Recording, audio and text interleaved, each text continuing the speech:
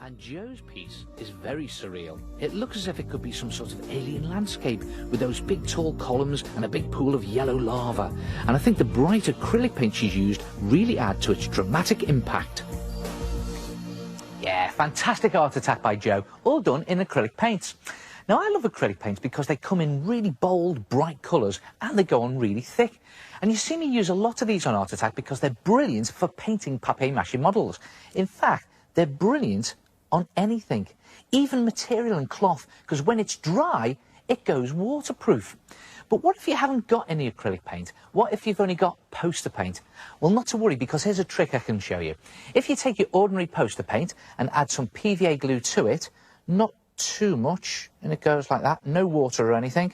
If you mix them together, the paint goes really thick, just like acrylic, and when you paint with it, it goes on nice and thick, just like acrylic, and when it dries, it's also totally waterproof.